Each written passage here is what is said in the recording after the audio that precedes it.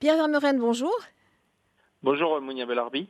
C'était il y a 20 ans jour pour jour, le 16 mai 2003. Casablanca a été visée par une série d'attentats, 5 en quelques heures, qui feront 45 morts, dont 12 terroristes. Est-ce que vous pouvez tout d'abord nous rappeler le contexte de l'époque? On est à moins de 2 ans après les attentats du 11 septembre 2001. Oui, c'est à la fois un coup de tonnerre considérable au Maroc parce que un événement totalement inattendu. On est moins de 2 ans après le 11 septembre et le 11 septembre avait été vraiment vécu comme un événement exceptionnel à travers le monde. On est aussi 2 mois après le début de la guerre d'Irak, hein. Et je pense qu'évidemment c'est directement lié à cette guerre d'Irak déclenchée par les États-Unis. Une semaine avant, je pense, il y avait eu un attentat déjà tout à fait caractéristique d'Al-Qaïda en Arabie Saoudite. Personne n'imaginait à l'époque que le Maroc serait touché à son tour.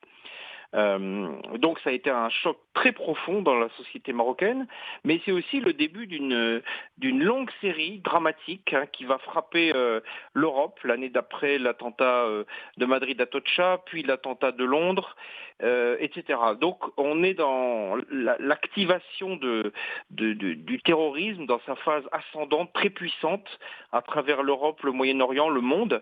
Il y a même une série qui a repris de manière un peu atténuée, heureusement, au Maroc vers 2007, si ma mémoire est bonne. Mais en tout cas, on est vraiment, encore une fois, un coup de tonnerre terrible qui frappe le Maroc et qui est le début d'une série non moins terrible à travers le monde. Qui étaient précisément les terroristes du 16 mai 2003 à Casablanca? Alors moi j'ai vu comme beaucoup le magnifique film de Nabil Ayouch, Les Chevaux de Dieu, qui montre d'une part comment cette cellule ou ces cellules se sont structurées dans un bidonville de Casablanca, à la fois par des organisateurs, des prédicateurs, des types qui apparemment étaient à la fois marocains mais aussi étrangers et qui ont pris en charge des jeunes gens extrêmement déshérités et qui les ont formés, fanatisés, jusqu'à leur faire commettre ces actes. Donc ce sont des anonymes, hein, on a peu parlé d'eux. On dit aujourd'hui que les formateurs viendraient en partie, ou en tout cas les idéologues auraient un passé à l'étranger notamment, mais ça a été vécu en tout cas comme venant de l'intérieur de la société marocaine. Bien sûr, les autorités avaient très peu communiqué pendant longtemps à l'époque sur ces jeunes gens. C'est pourquoi le film de Nabil Ayouch, 10 ans après, est un événement. Mais tout le monde perçoit qu'il y a un malaise dans la société marocaine à l'époque. Et d'ailleurs, l'État ne s'y trompe pas puisqu'il va déclencher une puissante vague d'arrestations et aussi une introspection puisque ça va changer la politique du Maroc dans le domaine de l'islam, dans le domaine des mosquées, dans le domaine intérieur, mais aussi les relations notamment avec le wahhabisme dont on a pris conscience à ce moment-là de l'ascendant sur une grande partie des pratiquants marocains. Alors cette date du 16 mai 2003 a marqué aussi un véritable tournant dans la lutte antiterroriste au Maroc, avec déjà un texte de loi qui est paru peu de temps après. Oui, parce que, si vous voulez, il y avait eu la guerre civile en Algérie, il y avait eu l'attentat de Marrakech, et au fond, le Maroc avait fermé ses frontières et s'estimait préservé. Mais moins de 10 ans après, cet attentat de Casablanca va changer totalement là aussi la donne au sein du ministère de l'Intérieur, va voter une loi antiterroriste extrêmement dure et en même temps qui prend en compte la réalité de l'adversaire pour que de tels attentats ne se reproduisent pas.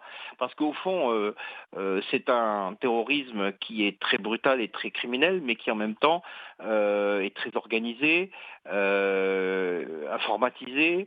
C'est une question de renseignement, c'est assez sophistiqué à la fois du point de vue de la prise en charge mentale, des aspects techniques. Le ciblage des cibles d'ailleurs à Casablanca avait été entre guillemets, hein, très bien fait sur des intérêts marocains, étrangers et à la fois étrangers et marocains.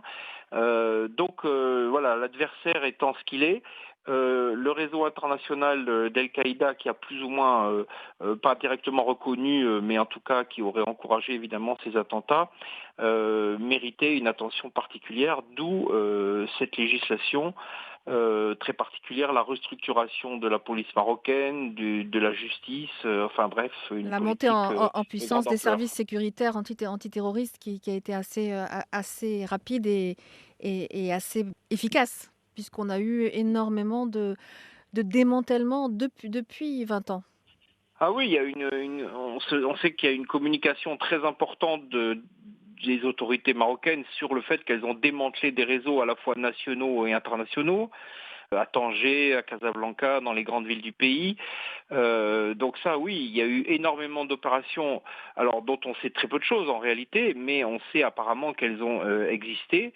C'est très vraisemblable puisque, encore une fois, l'année d'après, en 2004, il y avait les attentats de Madrid Atocha, qui étaient des réseaux maroco-espagnols et qui ont donc entraîné aussi une coopération internationale très importante entre les services de sécurité marocains et les homologues étrangers dans le cadre d'une guerre qui avait une dimension mondiale. Paradoxalement, les liens avec le Moyen-Orient, avec l'Europe, dans cette guerre, étaient plus proches que des liens avec des sociétés qui étaient beaucoup plus proches. Hein. Donc, mais une dimension inédite et au diapason de ce qui s'est passé un peu partout après le 11 septembre 2001. On dit qu'à l'instar des autres pays du monde, le Maroc n'est pas à l'abri de la menace terroriste, toujours, encore aujourd'hui. Est-ce que vous pensez, vous, comme certains, que les groupes terroristes cherchent à avoir un point d'appui au Maroc? Est-ce que c'est important pour eux? Bah, vous avez vu l'attentat de Djerba. La Tunisie ne paraissait pas être très exposée, mais le Maghreb, comme l'Europe, reste évidemment exposé parce que ce sont des lieux où la médiatisation est assurée. En cas d'attentat. Ce sont des lieux où il y a une grande circulation, à la fois des hommes, des informations, de l'argent, des prédicateurs aussi, même s'ils sont aujourd'hui soumis à un grand contrôle. Mais avec l'Internet, c'est très difficile de contrôler quoi que ce soit. Il y a un vaste espace francophone, franco-maghrébin. Donc oui, c'est un lieu favorable et le Maroc, oui, comme la Tunisie, comme l'Espagne ou la France, sont des lieux bien sûr ciblés. Est-ce qu'il l'est plus qu'un autre? Je ne le pense pas, mais moins que les autres, certainement pas. Pierre Vermeuren, merci beaucoup. Merci beaucoup, Monia Belarbi, pour votre entretien.